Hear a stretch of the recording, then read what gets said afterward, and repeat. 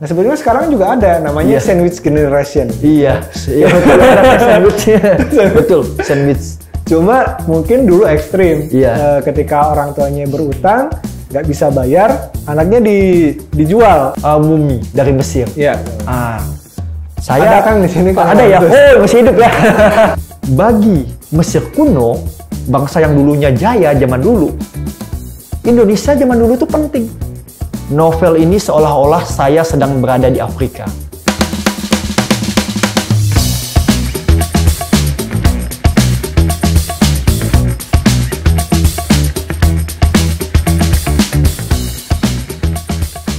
Selamat datang di podcast Mizan. Ketemu lagi sama saya, Ilham Miftahudin, editor buku fiksi dan buku sastra di Mizan Pustaka. Nah, telah hadir bersama kami narasumber yang luar biasa, tokoh pendidikan Indonesia, Menteri Pendidikan Indonesia, Bapak Nadiem Makarim. Selamat datang, Kang Feby. Ya, apa kabar? Makasih. Baik, Kang. Terima kasih saya telah diundang ke sini. Ini suatu kehormatan bagi saya. Terima kasih banyak untuk Mizan ya. Iya, terima kasih juga Kang Feby sudah menyempatkan hadir di sini di tengah kesibukannya sebagai tenaga pengajar ya. Iya. Ngajar di mana, Kang? Saya di SMA, Kang. SMK? SMA. BPK 1, Kang. BPK 1. Iya. Itu di Pasir Kaliki. Pasir Kaliki, betul Bandung.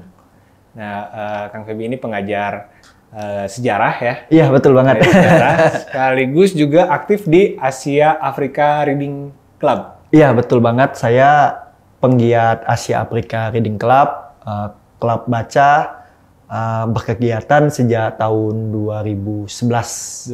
Kegiatannya apa aja tuh, Kang, di Asia Afrika Reading Club? Kalau di Asia Afrika Reading Club, itu kegiatan kita lebih fokus sama baca buku. Baca bukunya itu buku macam-macam kita baca, Kang. Ada juga buku tentang sejarah, sastra, politik, ekonomi, terutama buku yang berkaitan dengan Asia dan Afrika. Selain baca buku, kita juga ada kegiatan, misalnya dulu pernah kunjungan ke gedung Kemenlu. Kemudian kita juga pernah jalan-jalan sejarah di sekitar Asia Afrika. Kemudian kita juga pernah dulunya mengisi kegiatan saat HUT KA yang pernah saya alami dulu, pameran buku itu, Kang. Beberapa kegiatan yang pernah kita lakukan, termasuk juga kita juga sering silaturahmi kepada komunitas-komunitas yang lain. Yang lain itu. Kalau teman-teman pengen gabung gimana caranya, Kang? Kalau untuk gabung ke Asia Afrika Reading Club, gampang banget, Kang. Tinggal tiap Rabu datang aja ke Museum Asia Afrika, itu jam 15.45 atau jam 4 sore. Bisa juga nanti Akang, Teteh, Bapak, Ibu lihat Instagram kita Asia Afrika Reading Club. Seperti itu. Jadi simpel banget. Bagi yang memiliki hobi membaca atau hobi diskusi buku, boleh gabung dengan kami, komunitas Asia Afrika Reading Club. Oke, ditunggu Akang, Teteh ya, semuanya. Saya juga pernah ikutan. Iya, pernah ikutan. Kali kemarin ikutan, terus kemarin kebetulan lagi ngobrolin, baca buku Memang Jodoh ya, karya Mara Rusli, juga terbitan Mizan. Oke, kita masuk ke obrolan, Kang. Karena hari ini kita ngobrol terutama soal novelnya Abdul Razak Gurnah, judulnya Paradise. Juga kita ngobrol-ngobrol soal, karena Akang ini background-nya seorang pengajar sejarah, juga pemerhati sejarah, juga pernah kuliah di jurusan sejarah. Betul banget. Nah, kan sebetulnya sering sekali diobrolkan, tapi mungkin juga untuk menyegarkan ingatan kita, pengetahuan kita. Bisa dijelaskan nggak sih, Kang, atau diceritakan kenapa sih kita harus belajar sejarah gitu? Oke, terima kasih pertanyaannya. Kenapa kita harus belajar sejarah? Mungkin terngiang-ngiang dalam bayangan kita semuanya. Kenapa sih belajar masa lalu gitu kan ya? Lalu aja gitu udah gitu. Iya, betul banget ya. Yang lalu aja. Kok kayak nggak bisa move on? Gitu? Iya, nggak bisa move on. Betul banget. Tapi di sini yang kita ambil itu, Kang, adalah pengalaman. pengalaman umat manusia dari peristiwa yang telah mereka alami.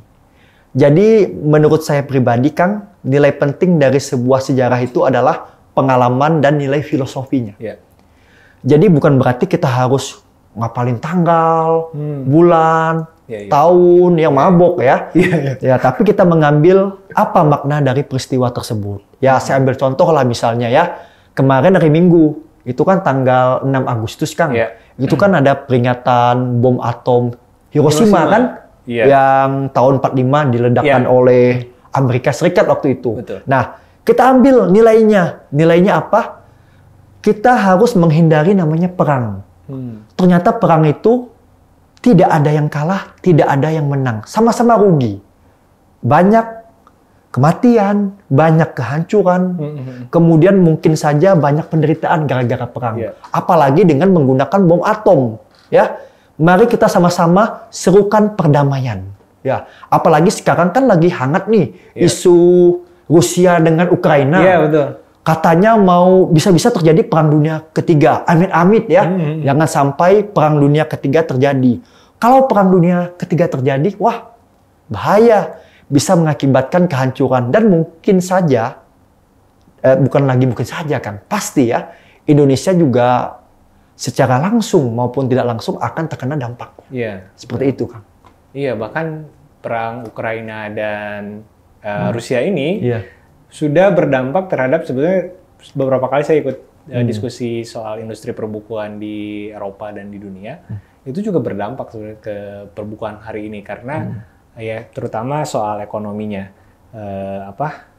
dia harga buku jadi naik karena kan dulunya ada di pabrik kertas di mana tertutup dan sebagainya. Oke, tapi itu mungkin diskusi lain waktu. Kemudian biasanya kalau di sekolah itu kan, kalau yang saya ingat ya Kang ya, karena dulu juga saya pernah sekolah kan, alhamdulillah gitu ya. Orang tua saya mampu gitu menyekolahkan saya. Tapi nggak banyak yang saya ingat soal pelajaran sejarah. Tapi seingat saya itu hanya belajar sejarah-sejarah Indonesia kebanyakannya, atau sejarah secara keumuman kayak seperti dulu kita kayak belajar Homo sapiens dan sebagainya. Terus belajar sejarah yang luas, yang internasional atau global, tapi hanya event-event atau momen-momen yang besar gitu kayak Perang Dunia I, Perang Dunia II, dan itu pun tidak mendalam. Nah sebetulnya di sekolah itu diajarkan nggak sih sejarah bangsa lain gitu? Misalnya seperti sejarah bangsa Afrika atau bangsa tetangga-tetangga kita di Asia, di Australia, itu sebetulnya di sekolah diajarkan nggak sih, Kang? Oke, baik. Jadi untuk kaitan dengan pelajaran di sekolah, terus terang ya, Kang ya, kalau namanya guru di sekolah, mau nggak mau, pasti menyesuaikan dengan kurikulum yang ada. Untuk kurikulum 2013, itu memang ada pembagian kelas IPA dan IPS. Kalau untuk kelas IPA, itu lebih fokus ke sejarah Indonesia, dengan tujuan menanamkan nilai nasionalisme, kecintaan akan tanah air, termasuk juga memperkuat namanya fondasi budaya nasional. Nah, untuk kaitan dengan kelas IPS itu lebih dalam. Kalau IPS itu kan dipelajari selain sejarah Indonesia, juga dipelajari namanya sejarah peminatan. Di mana dalam kurikulum sejarah peminatan itu ada topik-topik yang mempelajari sejarah bangsa lain.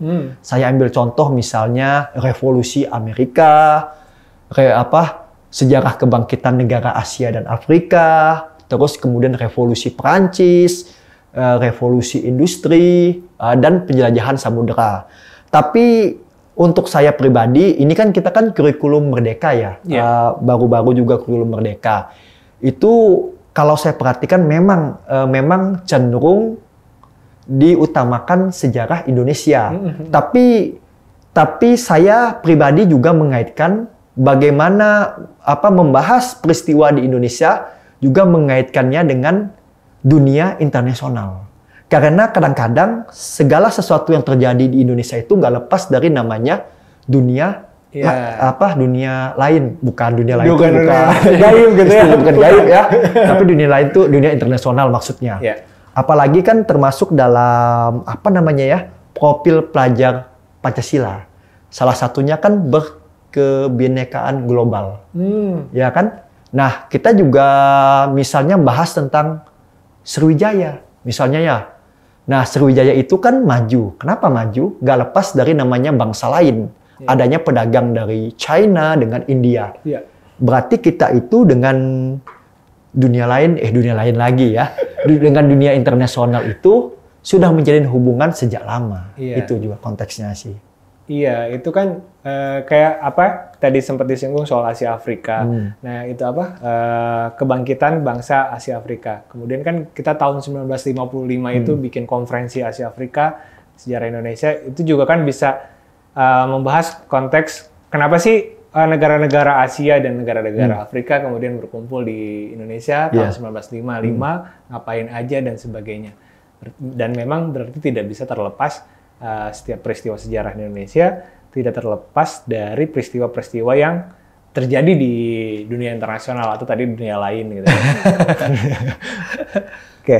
Tapi kita penting ya Kang ya mempelajari sejarah-sejarah bangsa lain gitu. Penting karena kalau bagi saya pribadi Indonesia itu nggak bisa namanya apa ya hidup sendiri. Kita itu nggak bisa hanya mengandalkan diri kita. Kita pasti membutuhkan namanya bangsa-bangsa yang lain. Itulah makanya pentingnya diplomasi internasional. Ada namanya hubungan internasional. Itu seperti itu. Kalau saya pribadi memandangnya. Iya, sebelum sekolah gitu ya kan saya berpikir saya kayaknya sudah tahu Indonesia pernah dikasih tahu sejak kecil Indonesia pernah dijajah 350 tahun oleh Belanda. Tapi saya waktu kecil berpikir kayak cuma Indonesia saja yang dijajah. Nggak tahu kalau negara-negara di Asia lainnya atau negara-negara di Afrika lain juga ternyata memiliki pengalaman yang sama gitu ya, dijajah oleh negara-negara Eropa atau oleh Barat. Nah, kita masuk ke novel kan. Karena intinya kita hari ini ngobrol tuh karena dipertemukan oleh salah satu novel masterpiece-nya Abdul Razak Gurnah. Ini novel terbit tahun 94 pertama kali di Inggris, novel keempatnya dari Abdul Razak Gurnah dan pernah masuk nominasi penghargaan Booker Prize. Booker Prize ini ajang penghargaan yang cukup bergengsi di Inggris. Penulis-penulis kita juga pernah, ada 2 penulis kita kalau nggak salah pernah jadi masuk nominasi ke Booker Prize. Nah, Akang sudah baca novelnya? Sudah, Kang. Menurut Akang kesannya gimana Kang dengan novel ini? Ini sebelum saya membahas tentang novel ini, saya mau memberikan salam Afrika dulu, boleh ya? Boleh Kang. Ada salam Afrika. Ada yang merdeka ya. Ini bahasa Swahili kalau nggak salah. Oke. Swahili uhuru ya. Soal uhuru istilahnya. Iya. Oke, baik. Terima kasih. Kalau saya baca tentang novel Abdul Razak Gurnah, ini novel ini seolah-olah saya sedang berada di Afrika.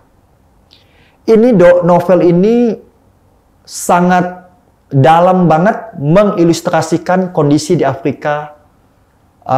Kondisi di Afrika yang bagi saya pribadi, Kang, masalah ini di sana itu termasuk di dunia itu belum selesai. Abdul Razak Gurnah itu mengilustrasikan bagaimana adanya konflik antar suku, antar agama. Dia juga menceritakan tentang ternyata banyak penduduk yang menganut namanya kepercayaan, kepercayaan juga dari segi religi. Nah, juga dia itu mengilustrasikan bagaimana kondisi wilayah tersebut, wilayah sekitar Afrika Timur. Kalau saya perhatikan yang disorot itu wilayah Tanganyika dengan Zanzibar yang masih di bawah kolonialisme. Ya, kolonialis. Kalau Tanganyika itu di bawah penjajahan Jerman, kemudian Zanzibar itu di bawah jajahan Inggris. Nah, yang menarik bagi saya adalah di sini novel ini seolah-olah memberikan pesan kepada pembaca dan dunia bahwa ayo mari kita ibaratnya menyelesaikan masalah sosial di dunia. Contohnya apa? Masalah perbudakan. Ya kan, perbudakan kan. Di novel itu juga dibahas tentang masalah-masalah perbudakan yang mana Afrika itu memang suka nggak suka itu banyak hal-hal yang masih masih berhubungan dengan perbudakan atau memperkerjakan tenaga kerja di bawah umur dengan upah yang sangat murah. Masih banyak kejadian seperti itu. Mungkin bukan hanya Afrika ya, Kang, tapi juga wilayah-wilayah lain seperti itu. Selain masalah perbudakan, novel ini bagi saya pribadi menyoroti bagaimana seorang anak ibaratnya menanggung hutang orang tuanya ya, menanggung hutang orang tuanya. Jadi ini banyak terjadi nih, terutama di negara Asia dan Afrika. Jadi kalau seandainya orang tuanya punya hutang, yang menanggungnya adalah anaknya. Anaknya nanti jadi pekerja. Nah, jadi pekerja kasar itu yang memang cukup berat itu adalah menjadi budak. Itu memang yang saya tangkap seperti itu. Kemudian saya ingin menyampaikan juga adalah Afrika itu benua yang sangat unik ya Kang, benua yang sangat unik. Sejak dulu Afrika ini memang diperebutkan oleh bangsa asing. Paling banyak memang jajahannya itu adalah Inggris dengan Perancis. Kalau Jerman setahu saya telat datang Kang. Jadi dia hanya menguasai sedikit wilayah. Contohnya adalah Tanganyika.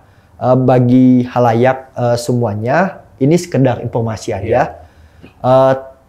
Tanganyika itu wilayah yang sekarang bagian dari Tanzania. Tanzania itu terdiri atas dua wilayah, Tanganyika dengan Zanzibar. Zanzibar seperti itu. Zanzibar itu pulau ya? Pulau kecil di sebelah timurnya Tanganyika, Kang. Oke. Dan apa sih yang paling tadi yang disorot soal perbudakan? Selain perbudakan, apalagi yang disorot oleh Kang Feby terkait novel ini? Yang saya sorot dari novel ini kaitan ini, Kang. Abdullah Rajak Gurnah itu kalau boleh kita katakan itu penulis yang hebat. Penulis yang hebat, tapi sayang nama beliau itu kurang begitu dikenal di negaranya, asal negaranya sendiri, Tanzania. Literatur yang saya dapatkan, dia itu memang sejak usia muda itu sudah mengungsi ke Eropa.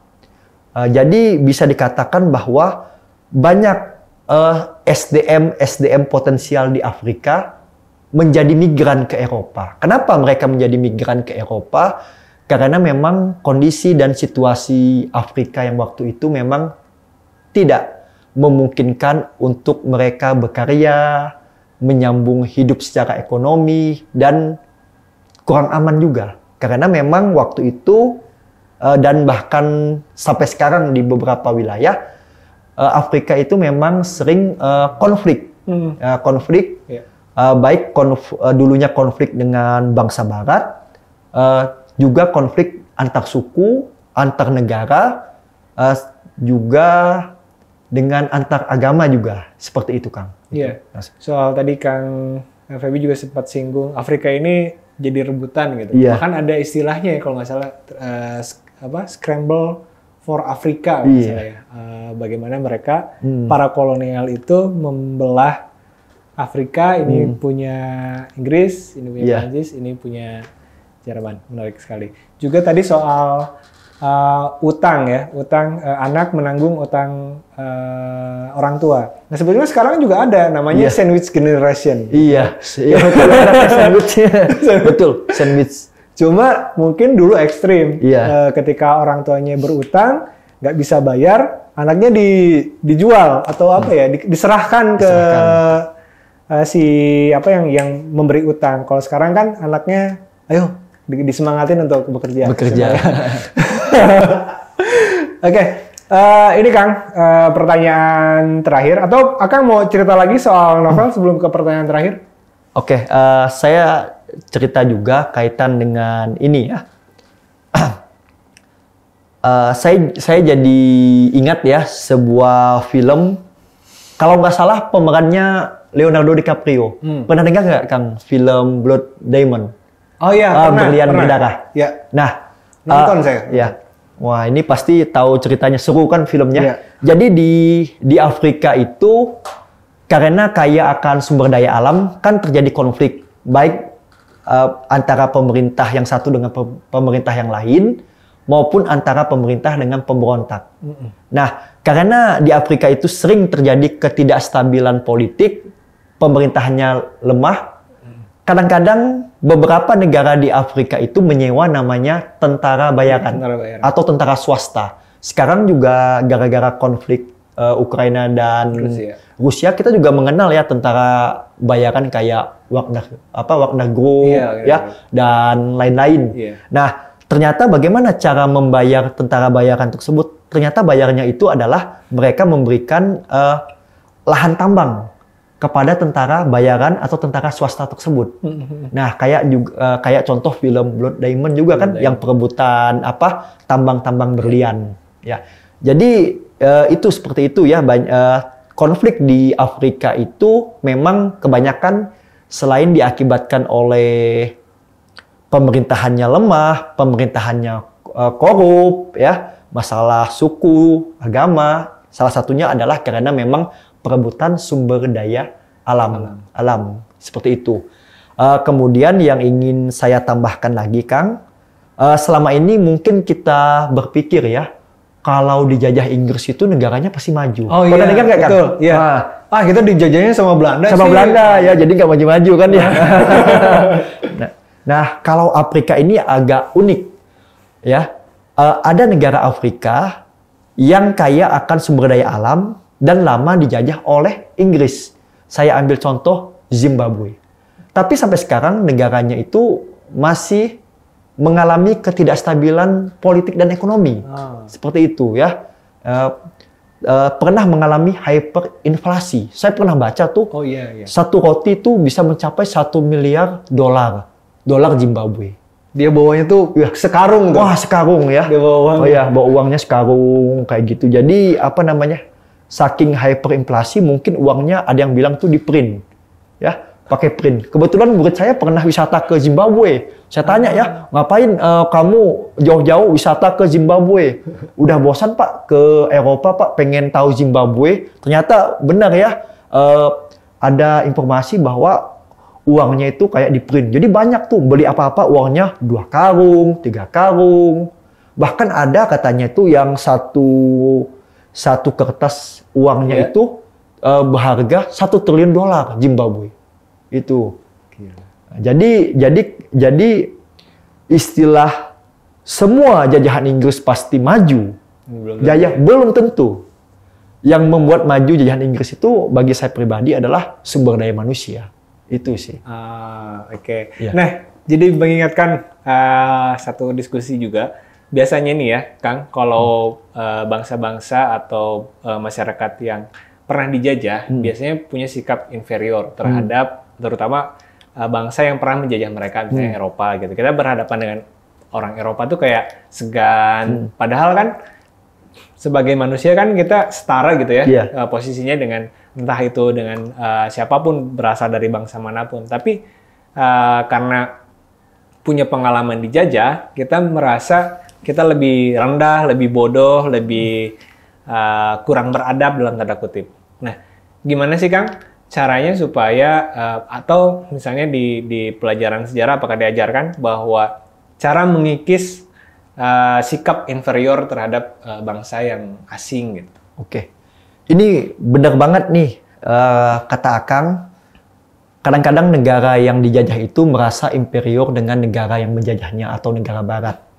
Bagaimana solusi atau peran serta guru, terutama guru sejarah, untuk mengikis habis inferior tersebut?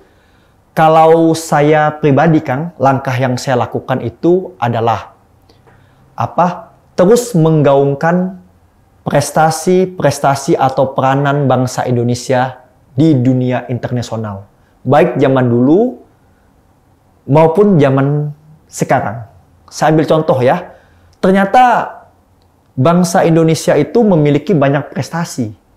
Kita ambil contoh lah, Brazil. Brazil itu kan dijajah oleh Portugis. Dia menjadikan bahasa Portugis sebagai bahasa utamanya. Malaysia, dia menjadikan bahasa Inggris sebagai salah satu bahasa utamanya selain bahasa Melayu. Singapura menjadikan bahasa Inggris sebagai bahasa utama. Tapi ada satu negara di dunia yang tidak menjadikan bahasa penjajahnya sebagai bahasa utama, yaitu apa? Indonesia.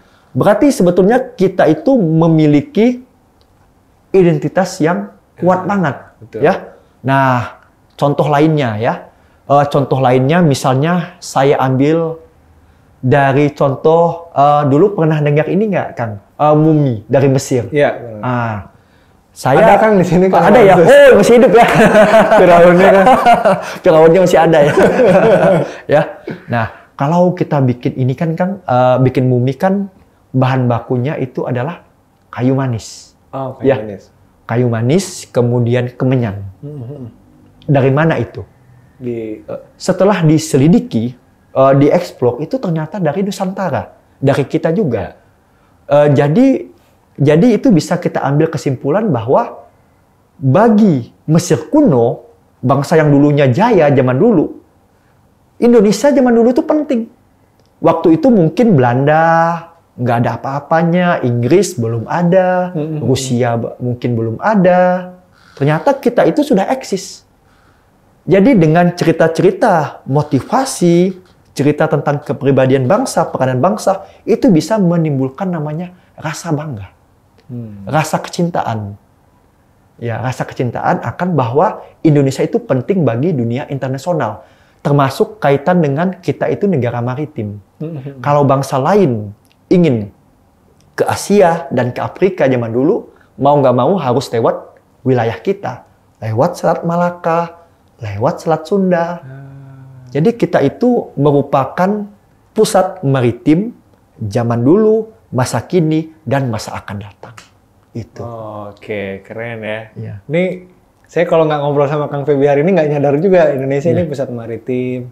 Iya betul.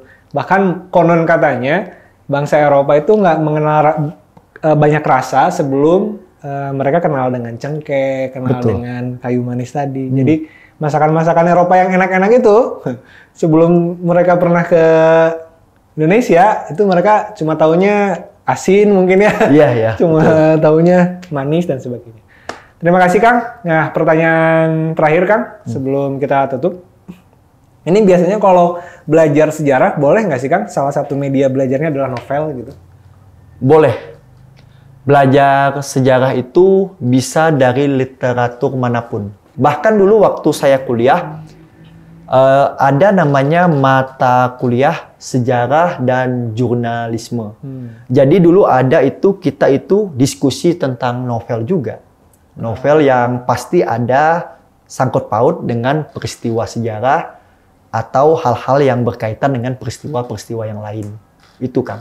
Oke, jadi teman-teman yang mau belajar sejarah, terutama sejarah Afrika, Afrika Timur juga bisa baca ini ya, novel buku Paradise. Paradise ini bisa jadi salah satu bahan pembelajaran mengenal bangsa Afrika juga yang punya pengalaman yang sama dengan bangsa Indonesia, yaitu pengalaman yang dijajah oleh bangsa Eropa. Terima kasih Kang Feby sudah menyempatkan waktu buat main ke sini. Semoga berkenan. Terima kasih teman-teman juga sudah menyaksikan video podcast. Sampai ketemu lagi di video-video podcast lainnya. Sampai jumpa.